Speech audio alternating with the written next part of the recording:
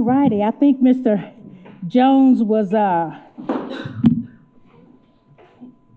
doing some counting or something like that, so we had better go ahead and get started. If, give me just 1 second, I'm trying to get all my stuff up here. It's taking its time. I may have had it already up. Oh, I do. Sorry about that, guys. First thing we're gonna do is call the Lubbock MPO Metropolitan Plan Organization Committee meeting, Transportation Policy Committee meeting, to order at 8:01. I'm 8:31. Sorry. Thank you, Judge. You welcome. This judge is my wingman. I tell you what. Right over here. It's good to see everybody. It really is. We do have a quorum. I trust that everyone has taken a look at the safety procedures, and I'll look down to my right because I want to make sure that our new member is welcome. If you'll introduce yourself to everyone. Oh. All right, Ms. McDonald, there's a little button right there. If you hit it, it'll turn red right to the, there you go. I'm still Charlotte McDonald of All right, Wolford. Thank you for welcoming me. Yes, we're glad you're here. We really are. All righty. And I wanted to do that as she is our new member representing the great city of Wolford, if I am correct. Yes. Do we have any other guests? Any public comments? Anyone wanting to share their concerns with this body? All righty. Seeing none. We'll move forward. I will entertain a motion for approval of the minutes from December 19, 2023. So moved. Second. Thank you, Mr. Commissioner Kovar and Mr. Chris Mandrell from City Bus. All righty. You've had an opportunity to view those. I'll take a call for a vote. All of those in favor of approving the December 19, 2023 minutes from the Transportation Policy Committee, please vote by saying aye. Aye. Those opposed, same sign. All righty. We're in good standing. All righty. The next thing, I think we're going to have it up and ready, is item number 6, to discuss and take action regarding Resolution 2024-02, adopting the fiscal year 2024 Texas Department of Transportation Safety Performance Management and targets in pursuit to 23 CFR 790.2079 A1-A5. Whew, goodness. All righty, Mr. Jones. We may have better luck today if I just sing and dance. We'll take some of that, Mr. Jones. I don't know what you're seeing on your screen.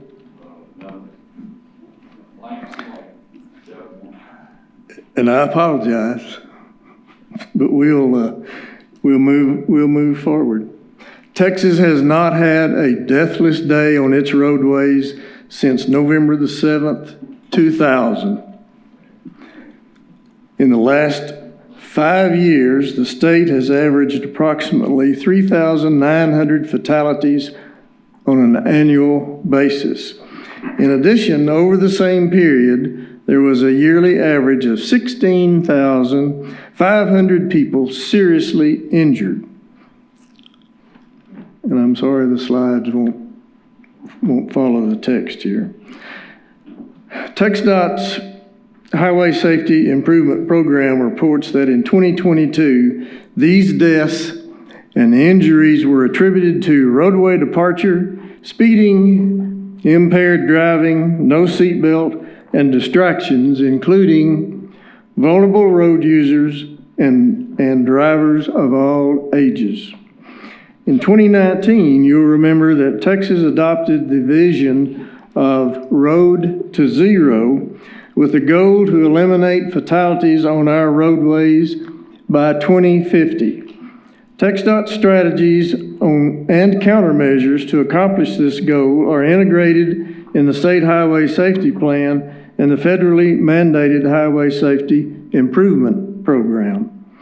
FHWA's federally mandated Highway Performance Measure Management Program requires all state DOTs to establish targets for safety, which is the PM1 category, infrastructure, the PM2 category, system performance, the PM3 category, and the Transit Asset Management Plan, or TAM plan, TAM.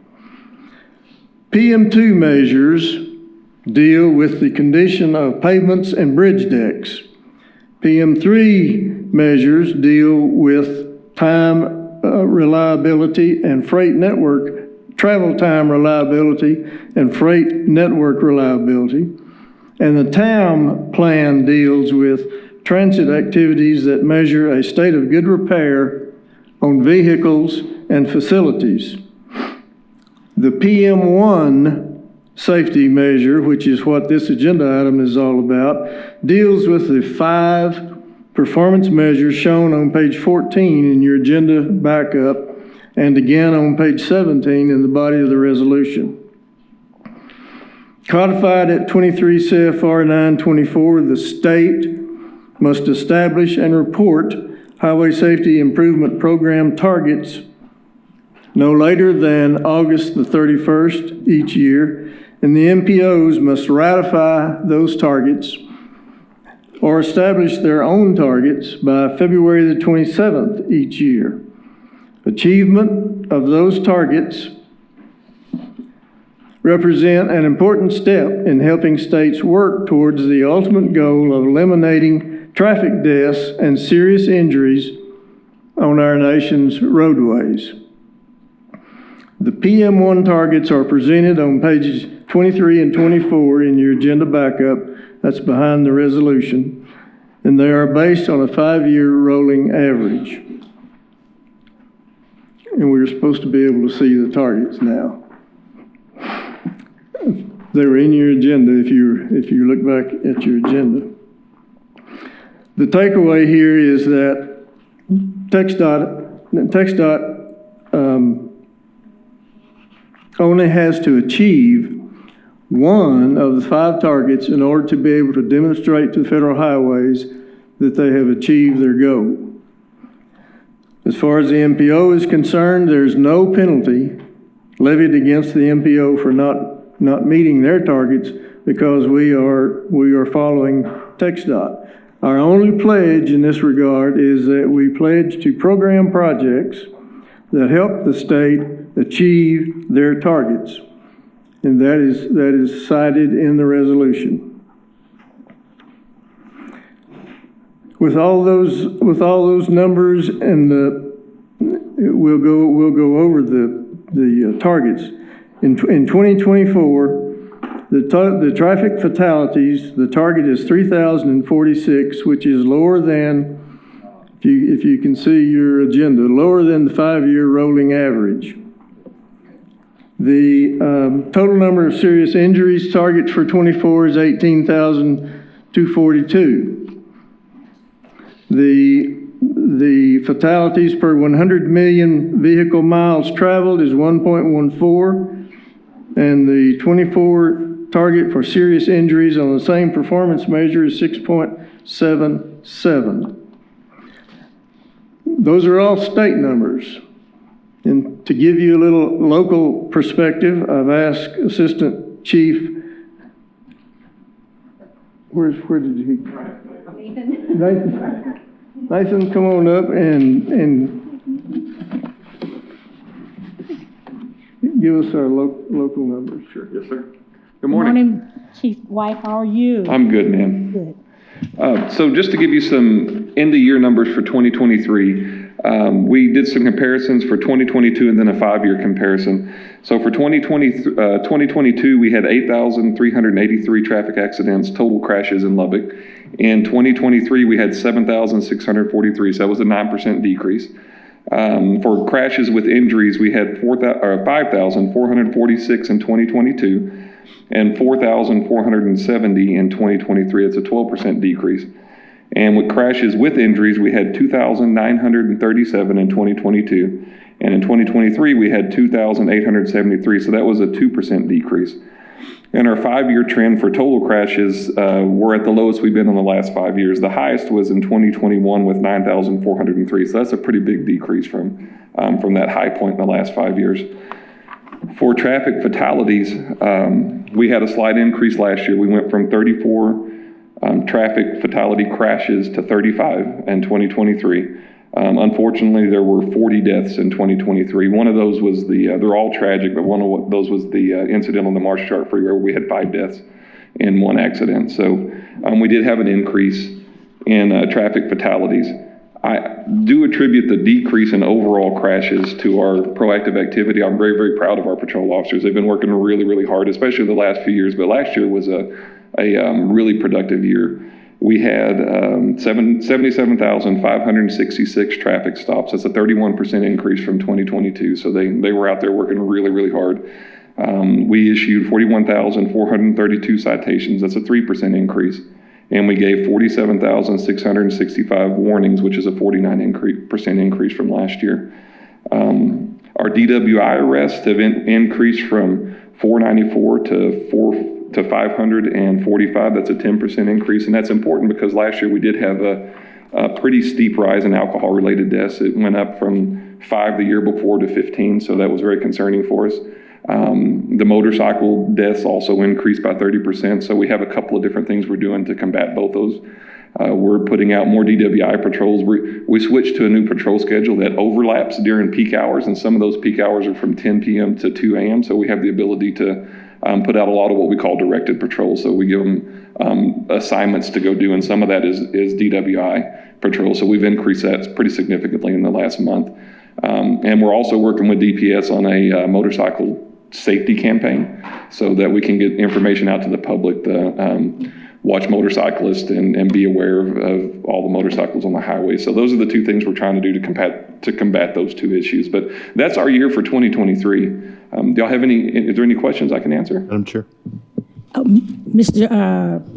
Judge? Chief, I know you mentioned DWI, you mentioned motorcycle. I think one of the things that and again, it just seems to be a lot is pedestrian accidents, pedestrian deaths. How's Lubbock doing now? So we had 0% change. In 2022, we had 10 pedestrian deaths. In 2023, we had 10 pedestrian deaths. There were a year or two before that, but we had quite a bit more. So we are doing better over a trend of multiple years, say a 5-year trend. But we can still do better. We try to do some public safety ads, and we encourage our officers to do enforcement. Don't have to write tickets, but tell people when they're crossing the roadway illegally or where there's not a crosswalk, those kinds of things. Anyone else? Mr. Steve? Yes, sir. Yes, ma'am. I'm sorry. You okay? Go ahead, Dozier. Chief, first I want to thank you for having a representative from the Lubbock PD attend our safety meetings every quarter for our fatality review meetings. Sure. They're very helpful. They help us make decisions here in the Lubbock area as far as improving safety. I'd extend that invitation to Lubbock County as well for the Sheriff's Department. We get very good attendance from the 17 counties in our district. And it's once a quarter. We go through every fatality that occurred in the district and talk about what happened, what we can do to make it better. A lot of times it comes down to enforcement, and we appreciate that increased enforcement. I would point out to the board, 1 year ago, the state of Texas had 1 fatality on February 13th. Almost made it. The next day we had 20. So it's an ongoing fight. It's an ongoing battle. I encourage everybody to not lose sight of that.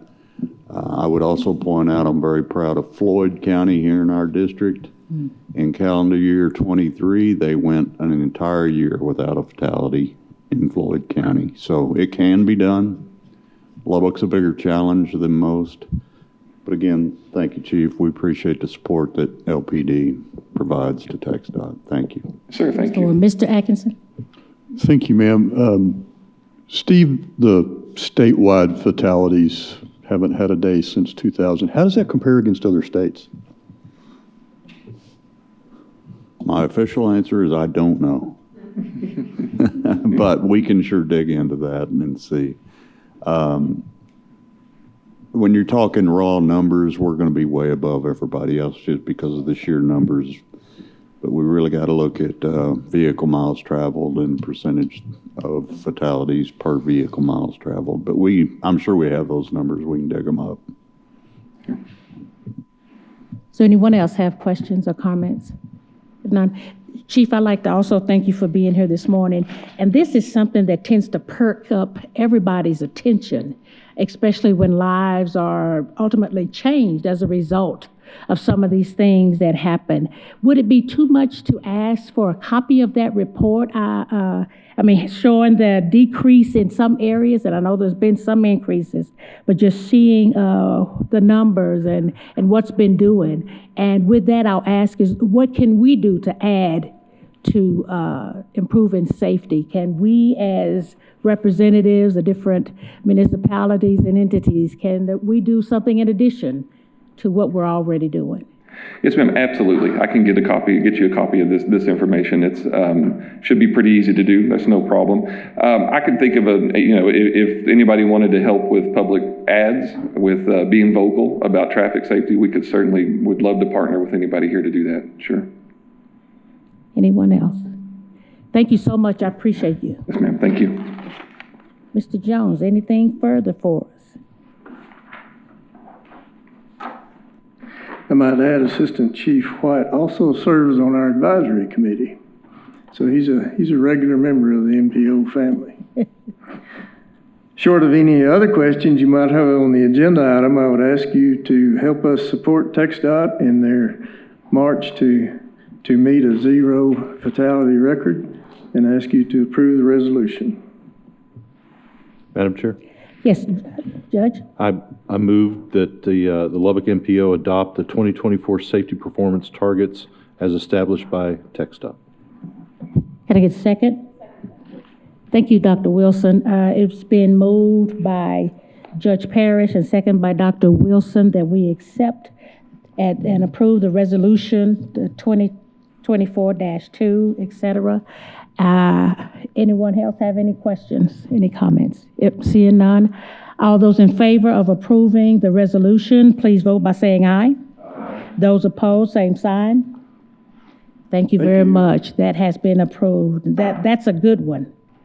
That's a good one. That's something that always, I say that for Sheila, that always stays on our minds, especially as we age and have children and grandchildren and all of that. We definitely get concerned. Item number 7, I see Mr. Lucero coming, going to discuss and take action on Resolution 2024-01. Yes, sir. I'm going to speak to some slides that you won't see. I'll try to be descriptive as much as possible, but along the way, if you do have questions, please let me know. This is concerning our annual performance and expenditure report that's due yearly. It's our opportunity to be able to let TxDOT and the federal government understand what we have accomplished within the past year, as well as to be accountable to all our stakeholders. And so that's what we're trying to do here. We're going to be accountable to you first, and then to our stakeholders, and then make sure that everybody understands the work that has been performed over the last year. Councilwoman McDonald, if you have any questions, please let me know. We'll be happy to run this step by step with you as well. But this is a good indication of the work that has been done. So first, First of all, I'm going to go over some LMPO 2023 highlights and some progress that's been made on some of the work that we've accomplished, as well as some challenges. I will be going over the Transportation Improvement Program, as well as the 10-year planning document that we do and update yearly. And we'll discuss some increase in funding that was received from the federal government. We'll discuss our work with the transit individuals here in the room, with City Bus, as well as with our regional transit providers. And then we'll talk about some GIS work that was accomplished in collaboration with the City of Lubbock, and then other accomplishments. And so the first thing I'd like to discuss is the highlights. So in 2023, the MTP was updated to a 2020-45 and then up to a 2020-50. It was initiated and taken through the public process. We were able to gather all those documents and present it to the Transportation Policy Committee. You, as a policy committee, adopted it. We took it and we sent it off to TxDOT. So Austin is currently under review. We'll discuss some of those challenges here in a little bit in the next slide. But I just wanted to let you know we did jump over those hurdles. There was an urban area review and approved based off of the 2020 census. The planning boundary adjustment was taken out for public comment and is currently awaiting the governor's review and a governor's signature. That will have the, as you know, it will have the effect that we will be discussing a boundary expansion that would be up to 5 counties if approved by the governor. The 10-year plan was extended to 2033 with 2 amendments to the TIP. An increased in TxDOT funding and LMPO funding due to federal funding that was brought down from the IIJ was processed, and increased coordination with partnerships such as TxDOT, City Bus, and SPAG. So last year we, in essence, went to SPAG 6 times, made 6 different presentations to our regional partners on various topics. Some of it included the boundary expansion, some of it included the IIJ federal funding. Some of those things included things just like the review of urban boundaries and explanation of what those urban boundaries were and how it would affect them. And they asked questions. We let them know that TxDOT would be handling those urban smoothing for them. But it was just that collaboration where we were taking information that we received and making sure that our regional partners that touch our borders understood that and could ask questions as well. We managed administration costs and made sure that those increases were accounted for.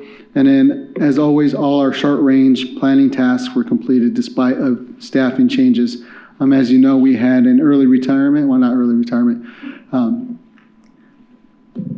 Mr. Westmoreland had served with us for, I think, 15 years or something like that, roughly, and he decided to retire. We went for about 5 months without any individual on board, and then we brought Ayla Ryan on board, and she filled that position. So we did go for a few months there without any GIS individual sitting in the chair, but we were able to accomplish the work nonetheless.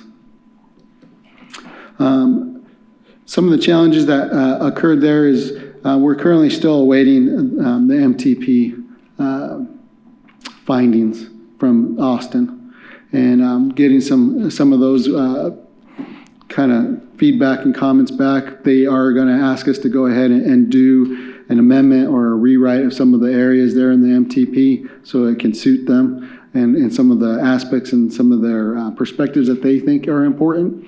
And then from that point, then they'll do the review and send it off to the federal government to be able to do their review as well. And so we're currently in that process, and that's one of the challenges we're running into right now. As far as the TIP, we had 2 TIP amendments. One of them was to be able to move Upland to November, Upland Avenue, to be able to take account of some align with some resource availability. With that, we had some challenges with that, but it has since let.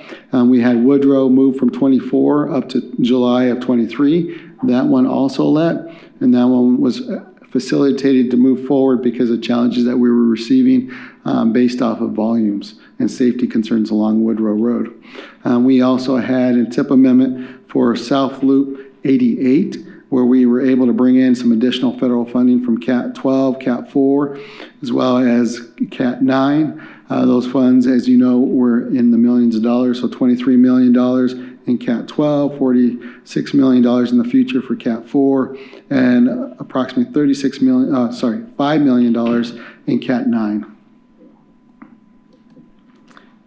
Some of that funding was made available because of the increase in federal funds. Texas had received some additional federal funds. Approximately $1.5 billion was released nationally because of the IIJ. TxDOT was able to receive $74.6 billion over the lifespan of that bill. The LMPO portion of that would be approximately $116 million from Forecast 21. And so that's over a 10-year planning period.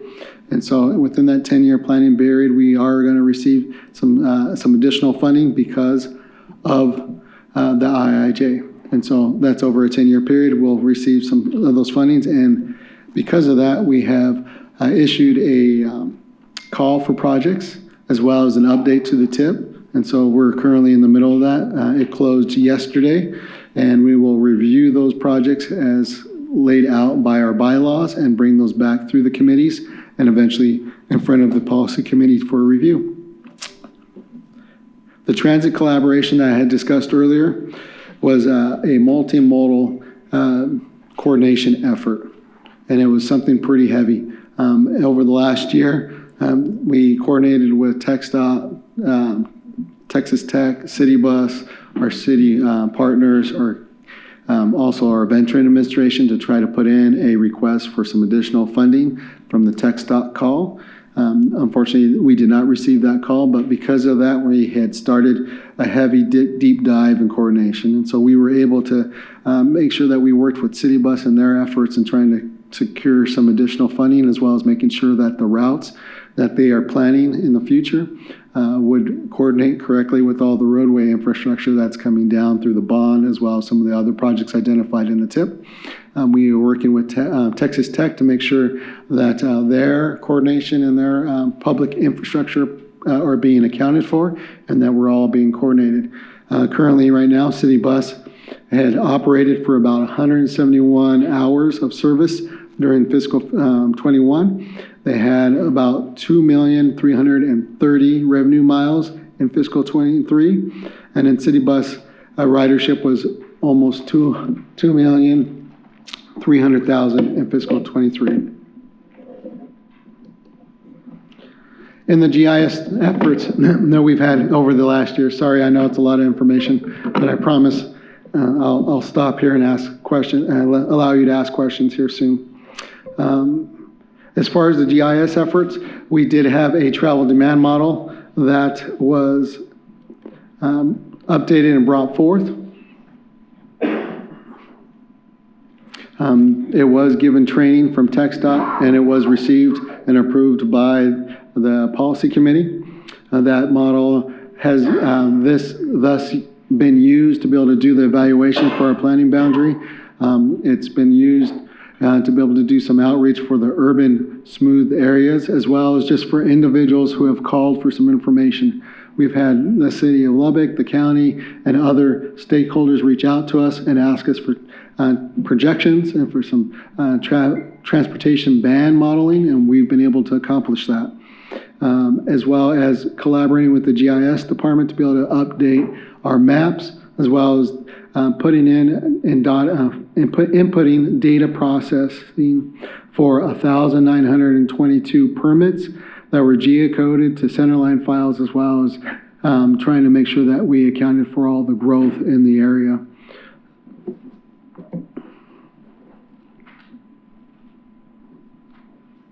Other accomplishments include the letting of US 84, Avenue Q, as well as the 114th Quaker to Indiana project, and the establishment of the ad hoc committee to promote the pedestrian bicycle activities. And so the year prior, we had asked for the permission to change the bylaws to create it. Last year, we were actually able to implement that committee and be able to have meetings and have that input from additional stakeholders from the bicycle pedestrian community, from the ADA community, as well as just additional public involvement from the public in general. We did have one amendment to the Lubbock Walk and Bike Plan, which included a bicycle infrastructure, a map that was missing from that original plan. And now that the PowerPoint's working and everything like that, we're at the end of the actual presentation, but I'd be happy to answer any questions you may have. Thank you, Mr. Lucero. Are there any questions? Mr. Atkinson? Thank you, ma'am. Martin, appreciate it. Good update. Just for my clarification on the MTP, I've got a few questions. So if I heard correctly, the MTP is now at TxDOT rather than Federal Highway? Correct. Federal Highway asked TxDOT to do an additional review because TxDOT Austin was not 100% in alignment with what we had presented to them. They had some questions concerning the five county boundary because the governor hadn't signed off on there. They asked us to go ahead and take that information and condense it down to one county for Lubbock County until the governor signs off. We have condensed that document down to one county. We had updated that 3 times, and then on the 4th effort that we've given them, it is now as clean as we think it needs to be. We've given it that back to them without any additional comments. We're awaiting TxDOT's guidance at this point in time. We believe that TxDOT is going to ask us to have a consultant group take a look at that and to verify that all that information is up to their standard or their purview of what they think should be in that document and what shouldn't be in that document. And so that's about where we're at this point in time.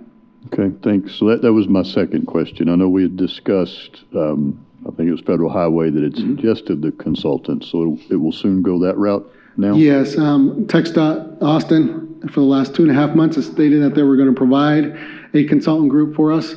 Since this 4th update that our staff has done in order to meet their comments, we are now in the process of not waiting for TxDOT to provide that, and the MPO is asking for permission for us to go out and acquire and obtain a consultant group to be able to go ahead and do that review and do any changes and modifications that they need. Is there something this board can do to help with that process? I know we have significant carryover dollars, so money's not an issue. So at this time, once we get Federal Highways approval for us to go ahead and move forward for that, we will be bringing back a UPWP amendment in order for us to utilize those carryover dollars, because currently it's not in any of our tasks to have a consultant group come on board to do that work. And so it will require a UPWP amendment, which we'll bring back here hopefully in next month. And at the same time, hopefully be doing a sole source procurement if approved by Federal Highway Administrations for us to go ahead and move forward as quickly as possible. Staff over the last 2.5 months has not been sitting back. We wanted to make sure that we did as much as possible to ensure that any additional work that's needed by a consultant group could be done swiftly and done quickly. So that way we can move forward. And so that's what we have been doing. And so we believe that we've gone to that point where we've done all the necessary changes to be able to come back down to a one county document. The one issue and the one caveat that we have is if the governor signs off on a 5 county boundary before we're complete, we might be stuck in between a 1 county document and a 5 county document, and we'll have to do some shifting there as quickly as we could. Would it potentially help the timing if y'all went ahead and posted for an amendment to set that money aside for a consultant? And we could do that at the next meeting, and then when you were authorized, you wouldn't have to come back to us. We can do that. Possible? Yes, that is possible, and we can go ahead and do that, and we'll for sure take that into account, and we'll make sure we post for the public comment and everything else earlier, so then that way we can open up as soon as we're ready. Okay, 2 more. I'm standing here ready to answer any questions you have. And you're doing great, and I appreciate it. Thank you. And this one, I'm pretty sure I could answer my own question. Any idea on when we could have the MTP approved? Our goal is to be able to have it approved before the summer request for the tip. And so I know it's aggressive. I know our TxDOT partners are probably going to think that that's overly aggressive, but we've already done all the heavy work that's needed. All we're going to really need to do is make sure that the wording is addressed as they would request it, as well as open up for the public comment period. I think that was the one portion that they thought was a little light. And so if we open up earlier than later, I think we can address most of those concerns. Yeah, there's a lot of funding locked up until we get this. Yeah, understand and agreed. Okay, my last question, and this is just to clarify for me. If we look on the agenda on page 25, staff comments for this item, about 2/3 down the page, it says, as noted, LMPO accomplished 100% of its goals and spent 94.12% of the operating budget. But then on page 15 of the report we're being asked to approve, I'm not sure these two match because we didn't get the MTP done, right? Well, I wouldn't go that way. In the aspect that we did meet the federal requirement, we went out, we accomplished all the aspects and the tasks of the MTP. We took it out for public comment, and the board itself approved the MTP. And so underneath the federal guidance, it's a LMPO has all the authority and the right to approve the transportation planning efforts that they see fit in the region. And so that's the hangup that I currently have right now. And I'm walking and treading into some deep waters here, and so please walk with me. Because you are the planning entity for this region. You have the right to be able to do that work, to be able to evaluate that work, and to approve that work. We have to work in collaboration with our partners at TxDOT as well with FHWA. However, we are currently doing our best to collaborate and to work with our partners in Austin to be able to have them understand why these are our priorities here in the region, if that makes any sense. And so we have regional priorities. There's a regional flavor up here in Lubbock in West Texas. It might not be the same flavor of ice cream as is down in Austin or Central Texas. And so that's what we're trying to help them understand, is that there is a flavor. There is a reason why we do what we do up here in West Texas. And even though they might not see that, they might not like chocolate ice cream as much as we do. They might like the vanilla a little bit more. And so that's what we're trying to help and make sure that we coordinate and we get someplace where both parties can say, okay, yes, we agree that, those efforts were done correctly and those efforts were done in a way that they could feel comfortable with them. And so unfortunately right now we're kind of stuck in that little kind of window. And so as far as going through all the steps, making sure that we did all the public outreach and that all the projects were accounted for and all the funding was accounted for correctly, yes, that MTP was done. And so that's the reason why we're there. Anything that's brought forward in the next time between now and June, I would suggest, and I would come in the approach of, we're not creating a new MTP. It's going to be an amendment to the MTP that was already adopted. And so it will come back as amendment number 1, whatever work that we do based off of TxDOT's request.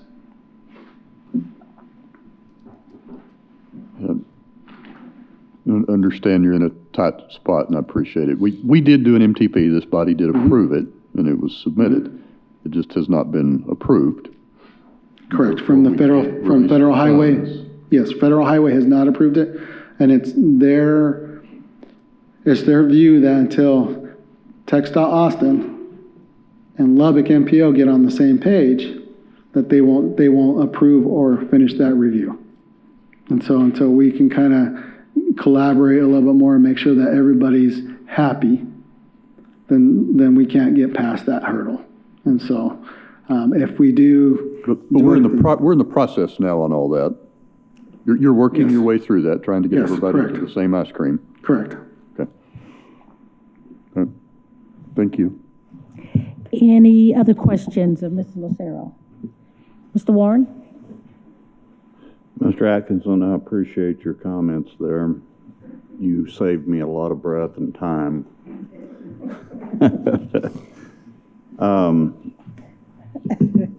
You're correct, we did approve an MTP, but it proved to be a woefully inadequate MTP. And we're in the process of trying to correct that. I heard you say something about still considering the 5-county option versus the 1-county option, even though this is what I heard, correct me if I'm wrong, we've been told to go with the 1-county option.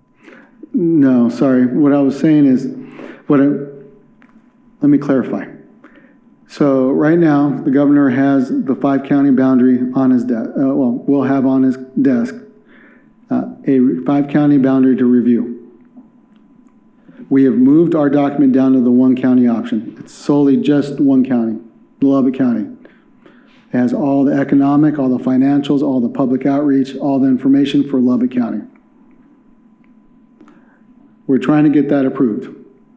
Even if it's approved before the governor's signature hits and becomes dry, as soon as that signature hits, we're going to have to come back for another amendment to be able to bring back in all 4 counties that were removed from that document. Why would we come back with an amendment if we haven't approved MTP? Because the federal regulations state that an MTP must account for all the land in the planning area. But as I recall, and we can go back and check the minutes, there was considerable questions about why in the world we were dragging 4 more counties into our MPO when that was presented. So why do we need 5 counties in our MPO? That's a good question. So if you remember, when we did the presentation for the 5 counties, the 5 counties have an impact to the Lubbock region, as well as not just Lubbock County, but to the heart of the urban area. On a daily basis, we have tens of thousands of trips coming from the north, the west, and the south that enter into our Lubbock region, that impact our roadways, that cause congestion, that cause safety accident issues that we have to review and that we have to account for. There's a new PM standard that's coming out for greenhouse gases that we are going to have to account for all those freight trips that come in and for all the extra volume on the roadways. And we're going to have to come in and try to plan for that information for those trips. We also have to account for the safety aspects for the PM standards that come in for accidents that occur. Who for is deaths. saying that we have to account for that?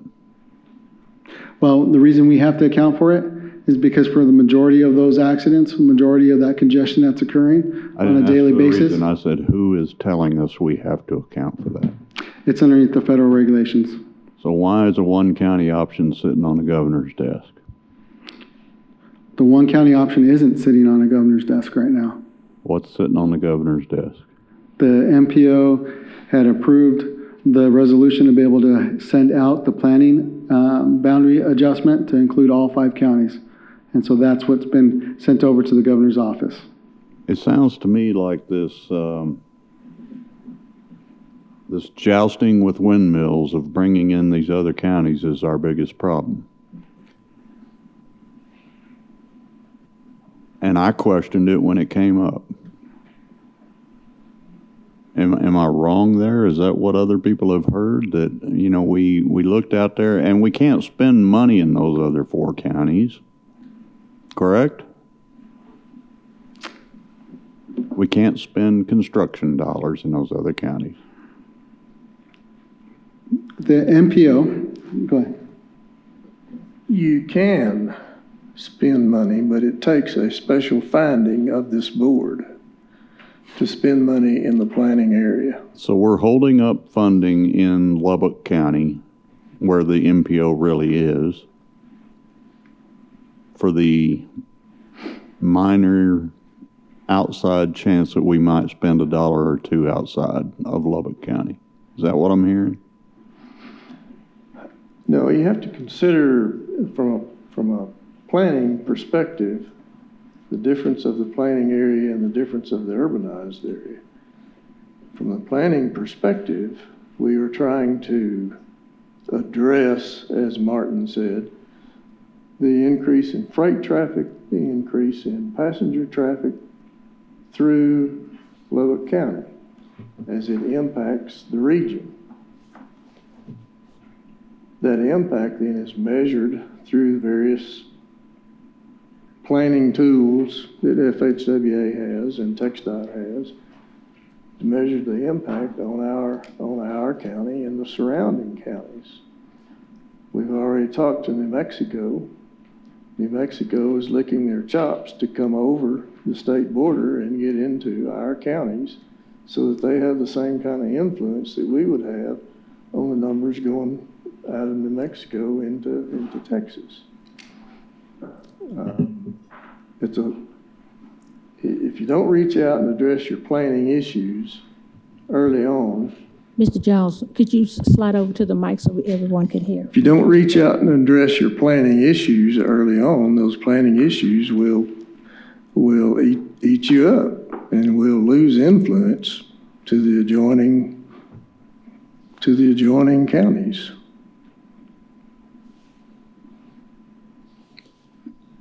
So what fell through the cracks?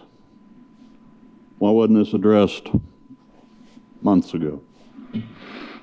I have actually tried to address it years ago, twice, as a matter of fact, and both times the board opted not to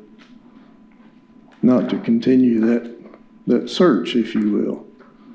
This time, the board said, look at the 5-county region, which is what we're doing. So Can the board come back and say, forget the other 4 counties, let's focus on where the work actually is going on? If that's the purview of the board, you certainly have Okay. that discretion. I don't know if you can tell by the tone of my voice, I'm not real happy with the way this has worked out. We've already missed one opportunity to accelerate a $250 million project into this fiscal year, solely because of the MTP issues. We've acquired all the right-of-way, got the plans ready, utilities adjusted, we're ready to go. We had support from Austin to allow us to move forward with a major project on the Loop 88. And at the last minute, we were told our MTP was invalid. I'm still confused how we let that happen. I'm not here to point fingers, but we as a policy board and we as an MPO failed in a big way, is what I'm seeing. You remember back when we started, we missed our opportunity.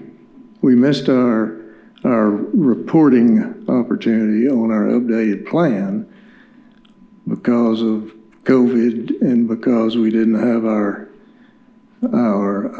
updated travel demand model from TxDOT. And so this board passed a resolution to roll the old plan forward so we could check off the box and continue to build our new document that we were in the process of building. What FHWA and TxDOT didn't like was our old plan. They didn't want to roll it forward because the old plan didn't contain the 2 or 3 new planning principles that were in the bill, the new bill. And they said, oh no, that won't work. So they stopped it. And when they stopped it, and then the revision for tip projects came up, they saw that the plan had been stopped, and so they issued a stop on that Upland project, which ultimately was allowed to continue through. So that's where we are right now. As we were building our plan, we built in the five county region, thinking that it would be approved, which it hadn't been approved yet. So now FHWA and TxDOT is wanting us to take that out, which we did, go back to the one county plan, which we did, which is what they've got now to look at. And that's where we are today. Okay. One final thing, Mr. Lucero, you said we're trying to get this approved by summer, and you called that an aggressive schedule. I would tell you I don't consider that very aggressive. Well, I would appreciate that comment. I would do. expect this to be approved a hell of a lot quicker than that. If we could, we believe right now we have a document that should already be approved. It already had gone out to the public window, already had gone out for the public process. We can open up this week for a 30-day window again, and to be able to go out there and do the public policy process that has been set out in our MPO for an amendment to be able to get it down and go out. The only reason that we've not done that as a staff is because we need our partners in Austin to be on board with the document that we've provided, so that way FHWA will do their review. And so until we can get Austin on board, there's no reason for us to do the public process and do the public outreach for the amendment, because all it will do is just add more delay. And so, yes, you're correct. If we can do it faster, we will. And so our goal originally was to already have this completed, already have this done. Staff has been working on a weekly, almost daily basis on all the components. From just simple grammatical reviews to mapping, diagramming, to making sure that all the sites were correct, to make sure that all the components that were needing to be addressed were. And so we believe that we are in a position that we can go out. If it's the purview of the board, we'd be happy to go ahead and move forward with that public outreach portion of it. Go ahead and start that, and to be able to, get our TxDOT Austin individuals to be on board with what we have. What are the chances that just puts us farther behind? I believe right now they're not going to accept anything from our staff, to be honest with you. To be honest with you, I believe that we could give this out to a consultant group, have them review it, do some edits as they would see fit, probably do that within a 30 to 40-day window, and then be able to get it back to Austin. And at that point in time, I think Austin would be on board, because it would have a third-party review underneath there, and then they could have some certainty that some other eyes besides our staff reviewed it. Madam Chair, I don't think it's a worthwhile effort to go to public involvement until we have Austin signed off on this. I'm ready to eat some ice cream. I don't care if it's chocolate, vanilla, hell, I'll even eat Neapolitan at this point. They have the swirl Yeah. that works for everybody. Thank you for your time. Appreciate it, Mr. Lucero. Anyone else? Mr. Atkinson? Thank you. So I'm going to try to wrap what I think I stand on here. This has to go. The comment about woefully inadequate that Mr. Warren made, I've heard back from our outside partners as well. In addition to the TxDOT project that has had to be pushed, were it not for special dispensation, we would have lost the Upland project, 66 to 82. So we do need to go fast, and we need you and Mr. Jones to tell this board what we can do to make that happen. The two things that I think I've heard, number one, set up an amendment to take some of that available reserve and put it immediately available for a consultant to get this done. And I appreciate your last comment. You're not sure that the ice cream eaters are going to take it from y'all. So let's get that consultant, and y'all tell this board how quickly we can set those dollars up and to make that happen. I think Mr. Warren raised a question. Does this board need to take an action that says we are doing an MTP for Lubbock County, period? And take the question of today it's 1, but maybe it's 5. I think I understand from a pure planning point, but from a pure fixing transportation in Lubbock County, it seems like that's part of how we're shooting ourselves in the foot. Currently, right now, it is one county. The document that we have ready and that we've sent over to TxDOT 4 times with 4 different This reviews. board did vote on those remaining counties. Do we need to take that off the deck so it doesn't come back up at us? That one has no effect on the MPT at this point in time. There's no issue there because we've gone ahead and done it based off the current MPO boundary, which is less than the Lubbock County itself. If you were to purely go based off the approved boundary, it would not include South Loop 88. It would not include anything south of Woodrow because South Loop 88 is outside the planning boundary currently right now, portions of it. And so currently right now we have a county MTP that's just for Lubbock County. And so, Madam Chair, Mr. Warren?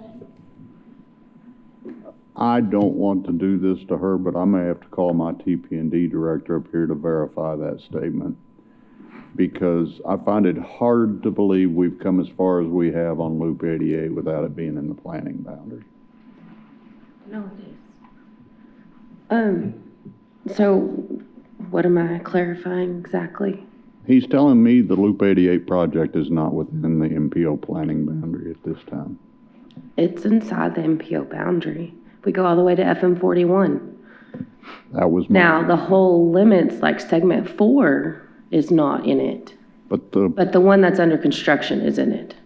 okay. So segment 3 is inside the boundary. It's just the whole loop is not. Do you agree with that statement, Mr. Lucero? I do, sorry.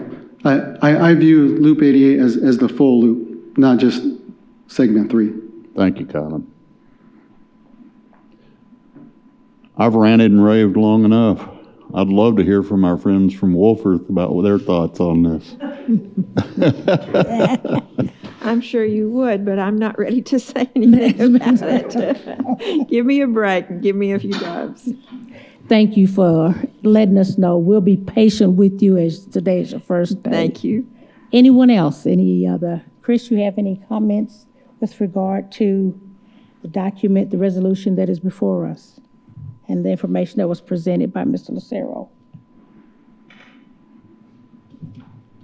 No, the only thing I would just mention is understanding how serious this is. I've had 2 or 3 meetings in there in the MPO's office to continue to work this process. So, I think completely understanding how serious it is and how quick we need to move forward, trying everything we can to continue to support their efforts to get that done. And so, and I'll continue to do that from my standpoint, continue to go to their office and have those conversations.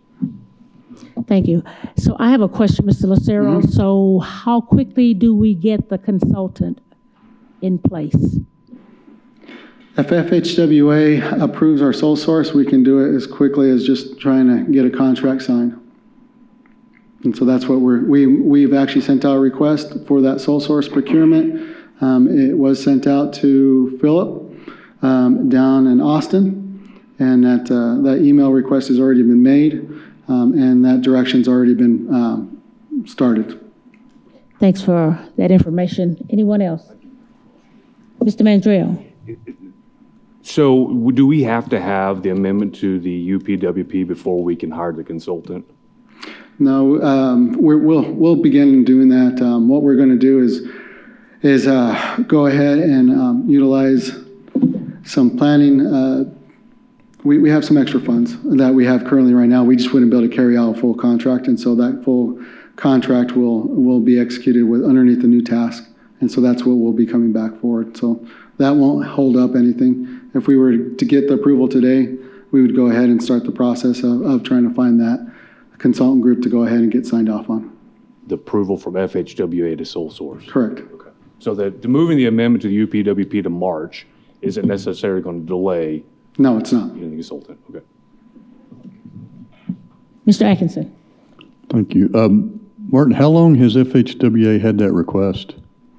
They had it, I believe, on Thursday, because we got word earlier that week. So we got word Monday that they were going to have us, that they weren't going to provide a consultant on our behalf.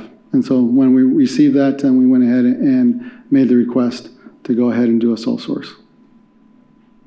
Okay, so they've had it less than 4 business days. Do we have a guess as to how long it takes them to process that?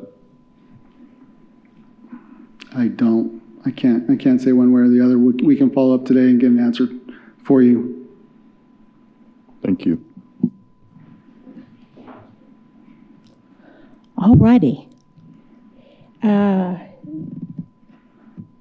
I would entertain a motion to the request to, of course, to pass resolution 2024-01, accepting fiscal year 2024 APR.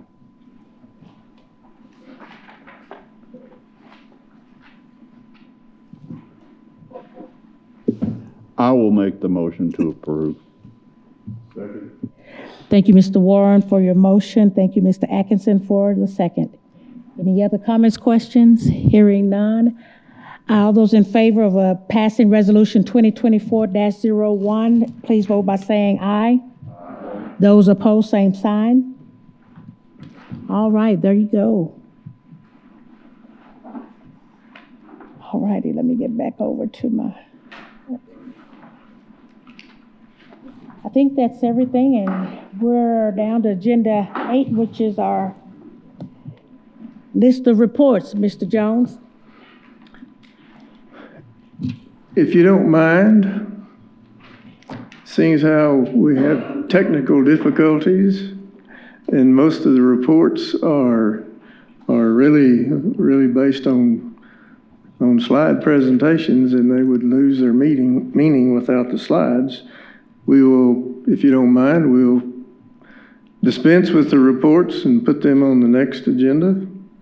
Okay. I would do the financial report.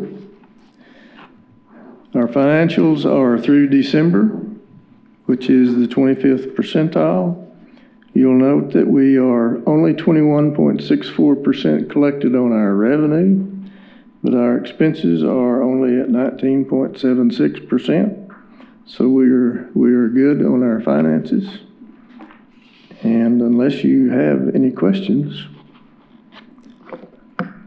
we can end the meeting. Any question, Mr. Judge? Yeah.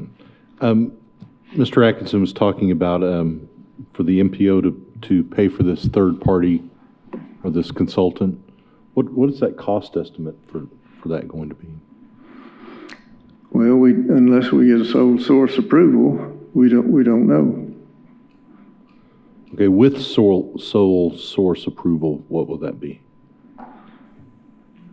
Judge, I really don't have any idea Okay. at this time. Was your concern, Judge, with regard to being able to fund such? Well, that's always a concern, sure.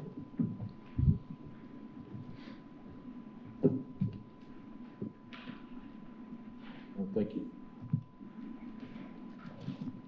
Any other questions regarding the monthly financial report? All righty, I think that gets us to the end. We are now adjourned. Thank you all for being here, Thank you. taking part. Appreciate your attendance.